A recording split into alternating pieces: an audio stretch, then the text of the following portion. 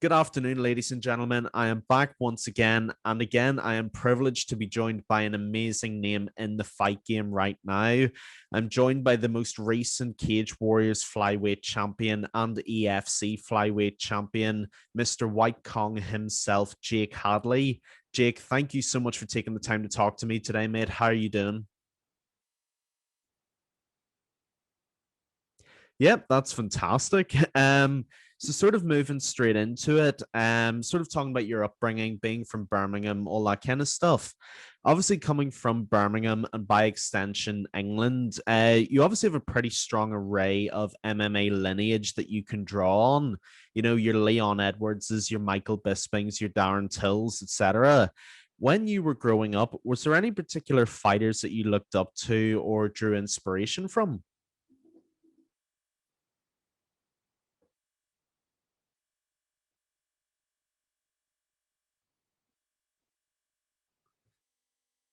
Sorry, Jake, I can't hear you. I was on mute. Sorry, mate. Bloody Oh, hell. that's okay, mate. Sorry. Did you hear Um, me okay? yeah, I heard you okay. Oh, Yeah. So 100%. basically, when I was a young kid, I'm talking like 5, 6, 7, 8 years old. Um, I used to watch the fighting with my dad on the TV. I used to watch the UFC, and I used to watch the boxing with my dad on the telly. So, I watched fighting growing up, and who was my inspirations growing up? I'd say like very early on. Like your BJ Penn, your Tito Ortiz, your Chuck Liddells. Eventually, it grew into like George St. Pierre was my inspiration and stuff. Yeah. So that them fighters was my inspiration growing up as a young kid.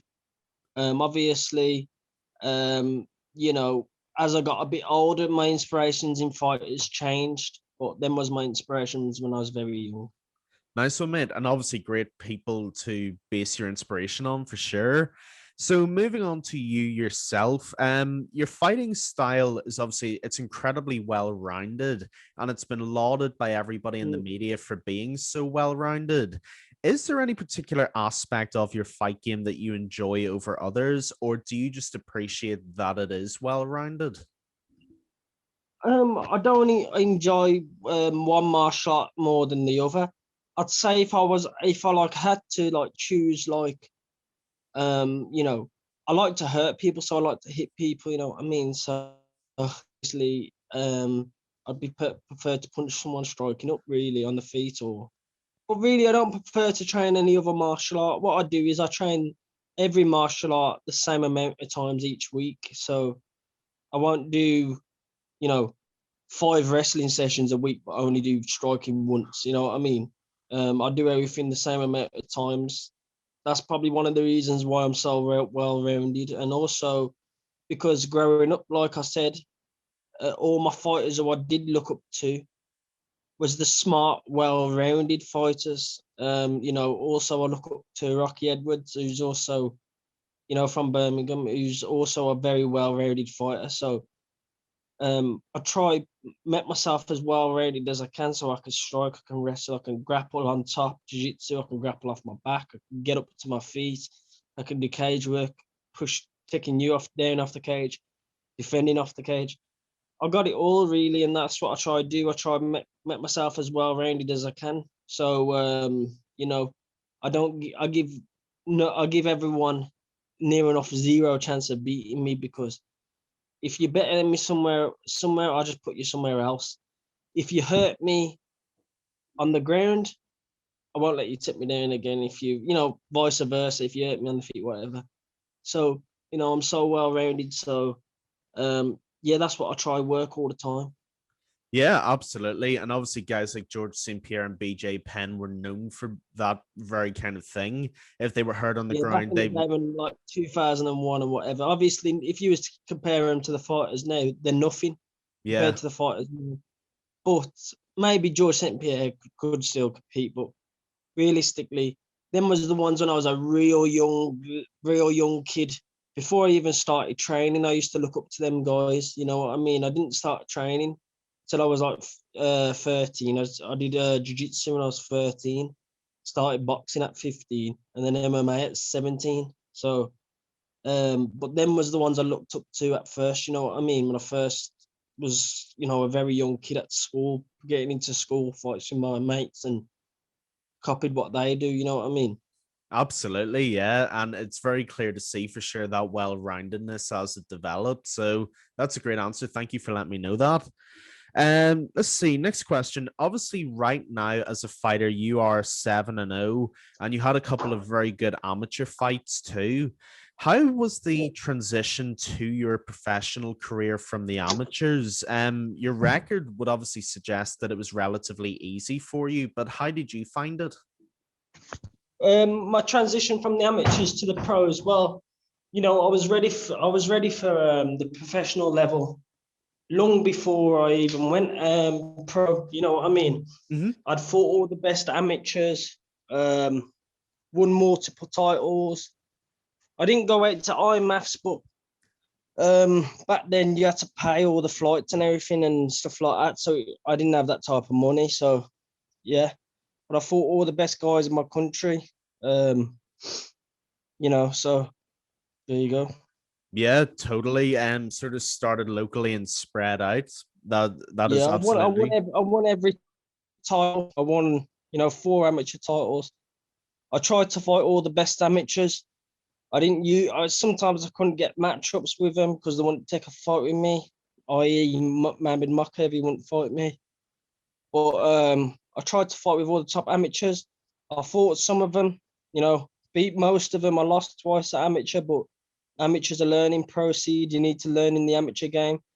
Look at me now and look at all the amateurs of my generation of amateurs. I'm the king, you know what I mean? All them, they haven't achieved half of what I've achieved. I couldn't even carry my jock strap. They haven't achieved anything compared to me, you know. And I was probably one of the guys who was fought to achieve the least. You know what I mean? If you looked at the amateur, oh, Gittins, he's going to go on to be champion. Oh, fucking Makev's going to go on to do this and that. They ain't gone on to do anything but get. I mean, Gittins gets banged out on a regular now, don't he? So, you know, none of them's achieved anything compared to me. But amateurs are learning process. You got to learn in the amateurs. You got to, you know, don't really matter if you pick up an L in the amateurs. It does. To me, it broke my heart. But them are the things you got to go through to learn. And I learned all my mistakes in the amateurs. Like I was making silly fight IQ mistakes in the amateurs. Now I got the best fight IQ in the game. So, you know, I learned all my mistakes in the amateurs. Had a good amateur career, and it's good for all fighters to have a good amateur career. Luckily for me, I fought jiu-jitsu matches, kickboxing fights, boxing fights, and everything when I was first coming up. So, um, you know, when I go to fight, it just feels like another day at the office for me. It just feels like sparring. I feel so relaxed, so at home. You know, you see a lot of guys who are in the amateur scene or just turned pro and they're fucking scared to death. They're shaking and fucking nervous, and I don't feel no emotions. You know what I mean? None. Yeah, absolutely. And that is an amazing answer. It's clear to see and it's fully justified that your self-belief is obviously so high because of everything you've been through in the amateurs. So again, thank you very much for that. So sort of moving on right now to your gold, your sort of strap collection. Your first title was the EFC flyweight title, where you traveled halfway across the world to face Kazamola Zulu. What Mm. was that experience like for you? Do you feel that going into enemy territory so far away, was that sort of going into the deep end? Did that help you grow and develop more than perhaps staying regionally and winning a big title? Do you think that helped you progress more? Well, it 100% it definitely did. Let me just go into some detail here about this fight. What I fought when I fought Zulu Boy in South Africa. Hmm. Zulu Boy was a world champion. I think he was on the Ultimate Fighter and everything, but he was doing that before I even trained MMA. So he was a world champion before I even started training MMA. He was a professional world champion. So yeah, I'd done jiu-jitsu and boxing when I was a kid, but you're talking about MMA. He was already a world champion before I even started doing MMA. So, you know, like I kind of like grew up like watching this guy. Like I remember I used to go to jiu-jitsu training, come in on the night, and EFC would be on the TV, and I used to watch him and other fighters fight on the EFC. Are you still there, mate? Oh yeah, I yeah. thought you frozen. Don't Yeah. worry, I'm still So there. I used to watch him on the TV and stuff like that. So, you know, I've been watching him for years, and I knew I could beat this guy. But basically, for that fight, I was sent in as a sacrificial lamb to the slaughter so that he could go to the UFC. He was on a good win streak since losing on the Ultimate Fight. He was on a good win streak, so I was just sent in as a sacrificial lamb so he could go on to go to the UFC. You know, I was only 3-0 at the time. I was, I shouldn't really have even be competing with that guy. You know what I mean? But I went over there and totally dominated the fight, won every round. I probably give him one round, but it was a big experience, you know, fighting abroad. It was on a big show as well. EFC is probably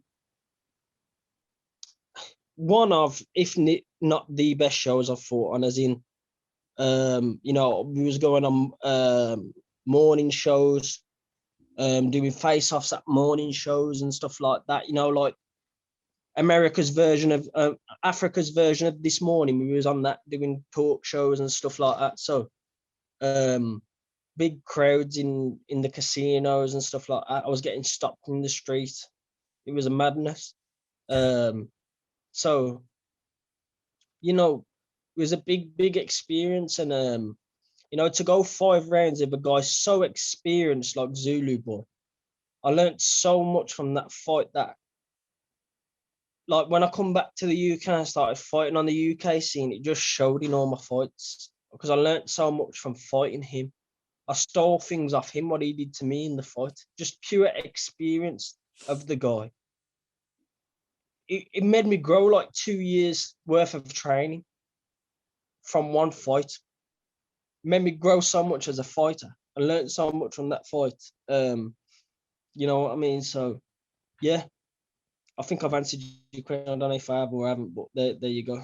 No, you could not have answered it any better. Actually, that was an amazing answer. Thank you so much for the insight into that. And it is funny because I remember watching that fight against Zulu, and I remember watching your first couple of fights in Cage Warriors. And I was saying to other people who are watching it, look at the progression. You can see how much of an impact the Zulu fight had on Jake.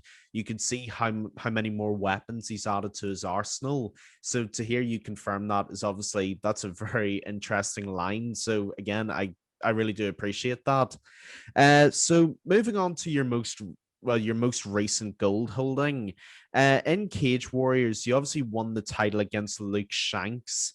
But of course, that's not the end of the story. You won it in such dominant fashion in London at Cage Warriors 117. Do you feel like you put out a real statement of intent with that performance? Because I remember you winning every single round of that fight. And it seemed to me personally like you went into that fight with a real point to prove. Would that be accurate? Yeah, that's accurate. I mean, I went in the fight and totally dominated him, won every single round. But besides that, I felt so calm, relaxed in there. I did 5-5s like it was nothing. Like I have to go back to the Zulu because of the Zulu fight. Give me that feel. I felt just too experienced for these guys, too clever for these guys. Fight IQ so too high for him because when I fought Zulu, he had good fight IQ, and it just made me get a lot better. And I was just a fight IQ. Thanks. I got the ability to control my emotions. You know, there was a big trash talk before the fight. There was big trash talk with other fighters who I fought before, and so it gave me the experience. I didn't let my emotions get the better of me. He let his emotions get the better of him. That's why it made it easy for me to take him down and maul him. But even if he hadn't have fought like that, I still would have done it to him anyway. He'd never beat me so long as he's got an hole up his ass. Simple as that. Yeah, so, total domination. Made it look easy. I made Luke Shanks look that bad that Cage Warriors and all the fans thought that Luke Shanks is shit. I made him look that bad that people are like, oh, Luke Shanks ain't that good. Or when he must have been, whatever. tremendous. They've totally disregarded Luke Shanks because of what I did to him. Because I'm so bad. He was on the prelims of this most recent Cage Warriors. He was in Luke Warner being a former world champion because I made him look that bad. You know what I mean? I made him look that bad that they'd done that to him. You know what I mean? I hardly broke. You know, the only thing I'd finish, but he was playing so safe in there. He was just trying to like hold my hands and just survive. That he made it to the bell. But if he, he has to live at night knowing that he didn't try to escape or whatever. He just tried to survive. But just experience for the guys, even though I've had 7 fights, fight IQ too high. I've been studying fighting my whole life. In they tell you don't put all your eggs in one basket, but I got one basket and one egg, and I'm all in with this fighting stuff. You know what I mean? So there you go. Yeah, totally. Another great answer for sure. Sort of a brief sort of interlude before we go on to your latest big career move, and that's obviously COVID-19. Has COVID impacted your UFC aspirations, and has it badly affected your training at all? I only ask because we've seen some fighters it hasn't affected, and some it's affected quite severely. Where would you be on that scale? Has it affected you at all, or has it affected you quite negatively? Well, when the COVID first happened here in Birmingham, UK, when the COVID first happened, I was in training camp for an April fight with Sajhak, which actually fell through because of COVID. So I basically trained up all the way up until they cancelled the fight. So when all the gyms are shut, I was still training. And then they shut the gyms, and I was only out of training about I was still training in my garden, doing a bit of shadow, bit of like running, bit of weight. I had some weights in my garden. I did weights, and this and that. But I was on training about, only doing that sort of training for about a week, 2 weeks, and then I was doing like Dutch drills in my garden, and then I got some mats in my garden, and then the weather was really nice. It was really hot weather, so for about two months it hardly ever rained, and we was just training in the garden on the mats. Me and my mate who lived down the road named Miles Richards. He only lived down the road, so he was quarantining with his family really, and I was quarantining with. I was living with my ex-girlfriend at the time. I was quarantining with her. And then he'd come over in the garden, we'd do some training, me and him. Eventually the gyms opened back up and I was just training. So for me, it was normal. If anything, I prefer lockdown because there's no one in the street, no one in the gyms, just me and the other fighters and that. So I prefer it. I've had COVID myself and it did affect me as well. You know what I mean? It affected me. I eventually got COVID, eventually one time. And it did affect me, but it's definitely a bad thing, and hopefully soon can start getting rid of this COVID stuff because it is, it's no joke when you do have it. So, yeah. Yeah, absolutely. I had like a mild strain of it, and even I can fully understand what you're saying. It is definitely no joke. And I do remember the sun as well. For once, Ireland did not rain. So I remembered a little bit better in that regard. So yeah, moving on to sort of events that are going on currently now. Cage Warriors flyweight title picture. Obviously, your belt is now vacant because you've got this amazing opportunity to go on to Dana White's Contender series. And Cage Warriors have made a very big flyweight tournament. Did you tune into it this weekend? Yeah, I tuned into it. I watched the fights. I watched the majority of all the cards. Some of the times, obviously, I was at the gym, so I missed some of the fights. But I watched all the flyweight fights. Most of the bantamweight fights. I think the only flyweight fight I didn't watch was the Scott Malone one. I think that was a catchweight. That was the only fight I didn't watch, so I watched them all. Yeah. Nice. What did you make of Sam Creasy and Luke Shanks? And do you think either of those guys will be next to hold the belt? I watched. What do I think of Sam? I thought obviously I've sparred a lot with Sam. I do a lot of sparring with Sam. Sam comes down the gym. I wouldn't say regular, but he has been down here. He does a bit of training here. He's head coach Vaughan Lee. He's one of my main sparring partners as well. So Sam does a lot of training here, and just he fought Aaron Abbey. Obviously, I think he totally dominated that fight. You tell that in a way, you could tell that Aaron Abbey's had his problems with having cancer. He looked like a strawweight. He looked too small for the weight. He looked tiny. Sam looked massive compared to him. Sam is a pretty big size flyweight, really. And Aaron Abbey was tiny, and he just ragged him around and just dominated him. It was just easy. It was like as if he was sparring one of the amateurs. It was like sparring for him, like sparring one of the amateur guys in the gym. It was like the guy was just too weak, and he could do whatever he wanted. If anything, I'm a bit disappointed Sam didn't finish him. Sam finished. I think he just wanted the 3 rounds, to be honest. I think he was practicing his top game grappling, to be honest.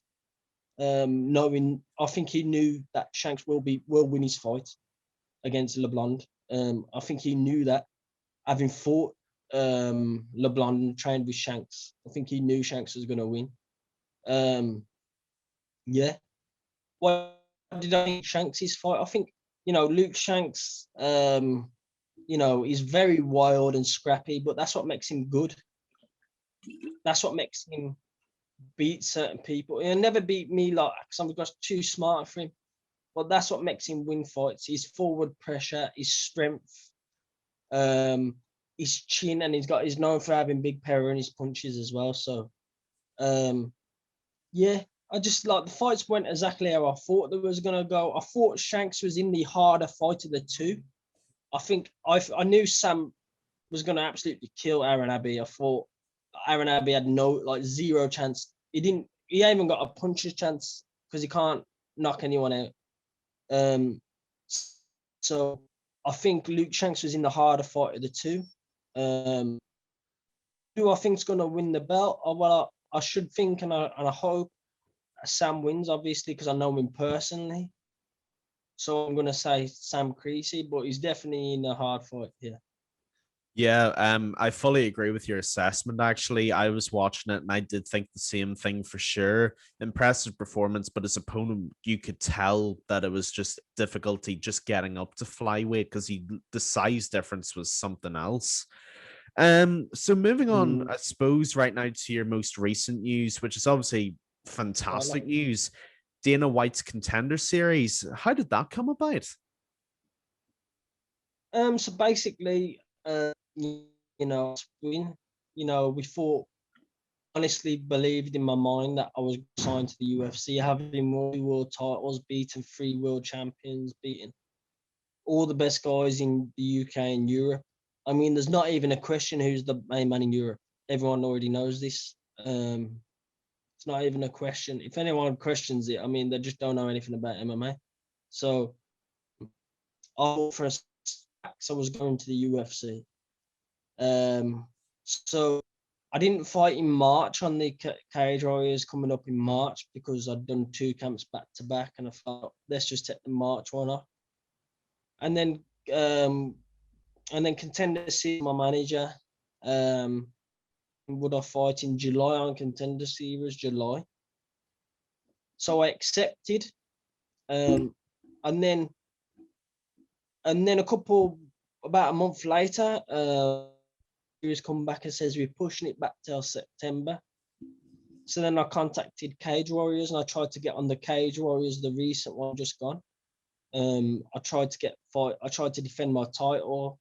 I tried to move up in weight and fight Jack Carter for the title. So the one that me fight there. So unfortunately I've had to wait till September, but no big deal. I'll just wait and compete in September. I got a tough opponent in I can't even say his name. Kleydson. His nickname's KR, so I'm gonna call him KR. His first name begins with his last name begins with. But but he's definitely a tough top opponent. He's the jungle fight champion in Brazil, which is basically the number one, number two show in Brazil. You know, Figueiredo come from there. I believe Costa come from there. Multiple guys come from there. His managers, that bald geezer, will allow the Brazilian guy. So, you know, they've got aspirations for this kid. You know, I've watched tapes of him. There's definitely more footage of me than there is of him. You know what I mean? It's Yeah. a bit bad, but it's 2020. What I don't even know what year it is. It's 2020, whatever it is, yeah. And there's no fucking footage of no one on the internet, man. You know, doing some sneaky stuff, you Brazilians. But don't worry, I found footage and I know what you're about, you pussy. Yeah. So I found footage of him, and you know, it's definitely good. But you know, I'm another level compared to his. Taking him deadly serious though.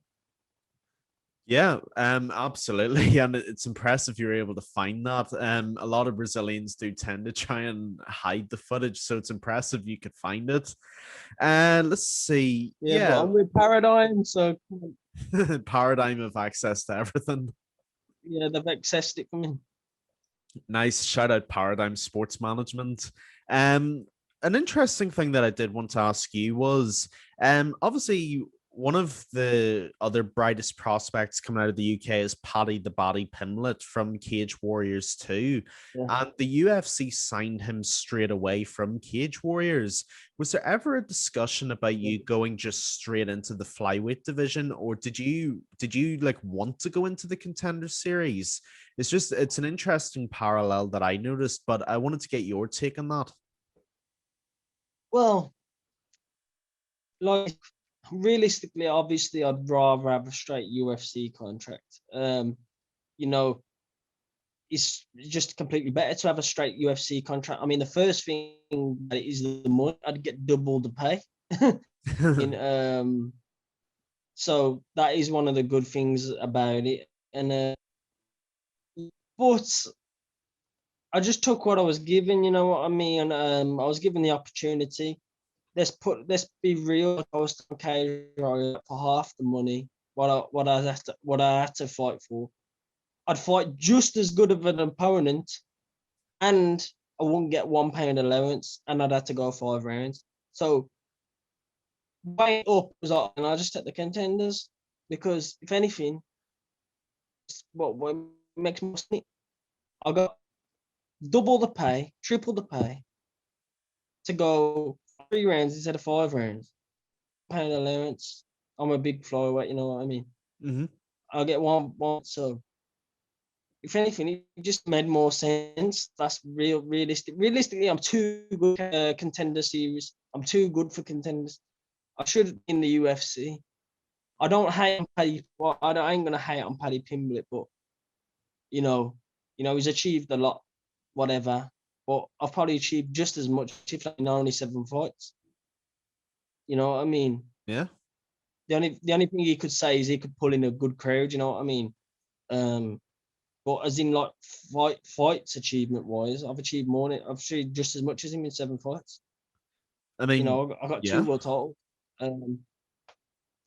So yeah, I definitely the contracts, but you know, I'm gonna fight a UFC caliber opponent Contenders. No problem. I don't care anyway. I just kill these geezers anyway. You know what I mean? I so I'm bothered. Obviously, I think on contract, but I gotta go out and prove that, you know. So there you go. Yeah, absolutely. So briefly moving on from that, obviously, to who you're actually facing, we've already kind of covered Kleydson Rodrigues, very good fighter, jungle champion in Brazil. I think you've already covered his strengths and weaknesses pretty well. Do you feel a pressure to get a finish when you fight Kleydson?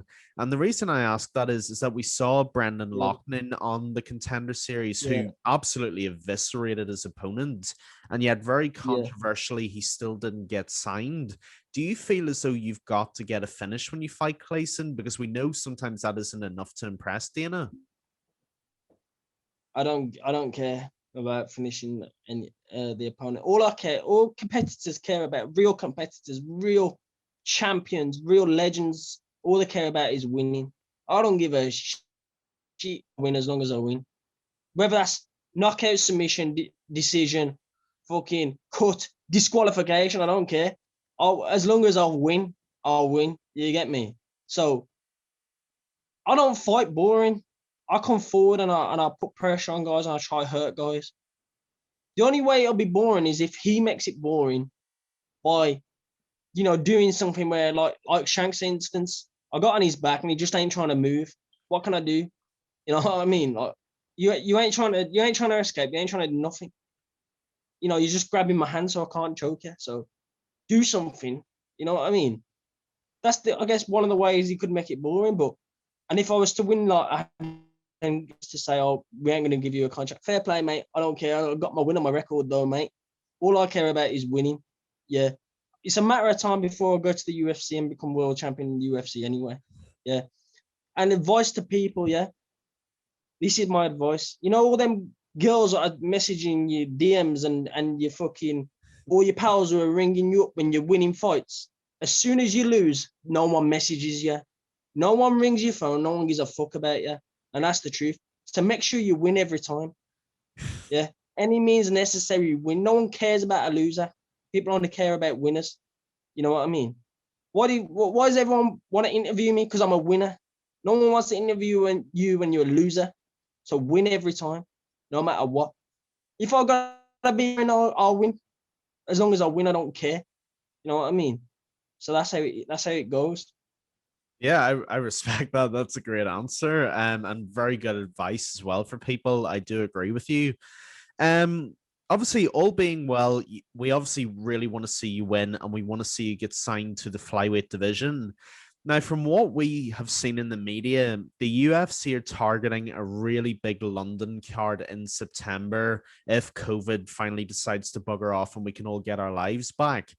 If you win in this fight, is that a card that you really want to try and hop on if you're able to?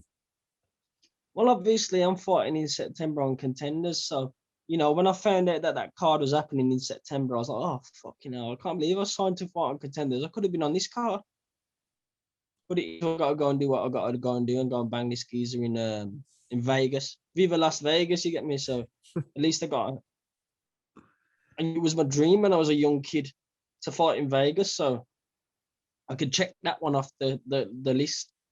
And come September the 21st, after I batter my man, I'm going to get my next dream, and that's being the UFC. You know what I mean? I could tick that off the goal list as well. So, if UFC was to come back to Jake, listen, we want you to fight on that card instead. Obviously, I'd take it. You know what I mean? But I've got to deal with what's in front of me, and I'm focused on what's in KR. That's his nickname. I'm focused on him. So, yeah. Yeah, I fully respect that and I fully understand it. So, assuming you win, assuming you get signed, assuming you obviously continue on this rampage in your career that you're on right now, say you're 8-0 after this Contender Series fight, when you look at the UFC's flyweight division right now, it's kind of gone through a bit of a resurgence since Demetrius Johnson left. When you look at, say, for example, the top 15, how quickly do you think you can move through this division? I think within a year and a half of signing with the UFC, I'll be champion. Nice. I think if you brought Figueiredo was just a champion in it, just a minute ago.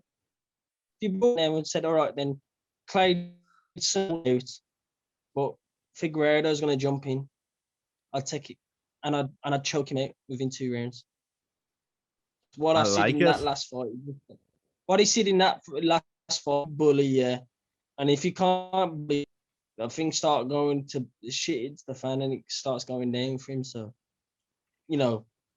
put it like this: when I bang him, I'll be calling him out straight away anyway. But obviously, I won't get that fight, but I want that fight eventually. So, Brandon Moreno was a good lad as well, but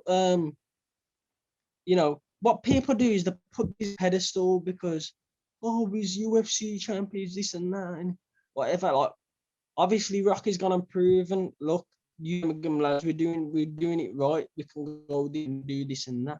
So, you know, but I already knew that anyway. But like, just saying, you know what I'm saying. So, yeah, you know, um, I know that the UFC is probably gonna take the time with me because that's probably why they've put me on Contenders, build me a fan base and this and that, and then they'll probably send me in the UFC and build me nicely to the title. I believe they will anyway. That's how they're gonna try run my career. I don't think they'll throw me in with like him or the top 15 straight away. I think they'll build me nice. Because they can see there's potential there. I believe they can see there's potential there, and if they can't, they will come September the 21st. So yeah, that's how I think how it'll go. Nice. It's very hard to see how they wouldn't see your potential, but I totally understand that is usually their perspective. So I think that's very fair. Absolutely. Obviously, Jake, that's all the questions really that I have for you. You've given me some amazing answers, and I really do appreciate it. My last one for you is this, and this is a question I ask everybody I interview. Now, for you, I suppose it's a little bit difficult because you're only what 25 now, so you haven't even hit your prime yet. I suppose I kind of have to ask you to look into the future in this one. Say 10, 15 years from now, eventually, whenever you do call it a career at some stage, what do you want your legacy to be? What is the remembering impact of Jake White Kong Hadley? I just want to go in as like the greatest, flyweight, or the greatest fighter of all time. Obviously, these are big statements to be making. Obviously, it's a big statement to make that you're even going to be in the UFC. I know people train their whole lives and they don't even get to the UFC. People train their whole lives and they couldn't even win a cage. You know what I mean? But this is what I'm going for. I've trained all my life, and you know, even before I started training, I just used to watch fighting. That's all I cared about was fighting. So it's all my whole entire life. When I go to the gym, I train, finish, eat, train, come in on the night, watch fighting. I get in, fighting's on the telly straight away. Boom, fighting's on. Being training, it's all my life. I don't know anything else. I can't have a conversation with anyone about anything other than fighting. You know what I mean? If you talk to me about fighting, I can day long to you about fighting. You start asking me about mathematics or Coronation Street or something like that, yeah. I don't know nothing yet. You know what I mean? You ask Yeah. me about something like, oh mate, there's the pub or whatever, yeah. I don't know nothing about football or any of that shit. You know what I mean? I just know about fighting. Yeah. Yeah, so I believe I'm gonna go down as the greatest. I know all you fighters, yeah, and I know some of you champions as well. I know some of you, and I don't do any of that shit. Yeah, I don't put no drugs or none of that shit in my system. Yeah, and I'm So if you man who are champion are on the sniff and that, yeah, because I know some of you am, yeah. I'm just clean eating guy, just clean all the time, don't do nothing. Yeah. And you're champion. What am I gonna do? I'm gonna go down as the greatest of all time. You know what I mean? That's what I believe. That's all I do is fight. I don't give a fuck about nothing. Nothing. I don't care about woman. I don't care about drug, nothing. I don't care about nothing. Football, nothing. Fighting, that's it. Yeah, that's why I'm gonna go down as the greatest. I don't care about anything else. Yeah. And I love that. I'll either go down as the greatest, or I'll die trying, or I'll be in the gutter like a fucking tramp or something. I'll be in the gutters because I would have dedicated my whole life to it and gone insane doing it. You know what I mean? So that's all I care about. Simple as that. Man, that is incredible. I love that. You can tell just in your character and in everything about you, fighting just seeps out of you, and I think you've just made that very clear. So that's amazing, man. Thank you so much. You And know. like I said, those are all the questions that I have, and that's it from me. Ladies and gentlemen, this has been an absolute pleasure of an interview. It really has. One of the hottest commodities in the fight market right now. White Kong himself, Mr. Jake Hadley. Do not miss his Contender Series debut in September. It is sure to be fireworks, and I have no doubt this guy is on the rise. Jake, once again, my friend, thank you so much for the time today, brother. I really, really do appreciate it. Thank you. Yeah, no problem. Make sure to subscribe to the LowKick MMA YouTube channel for all the latest news, event previews, and interviews with some of the biggest stars in MMA.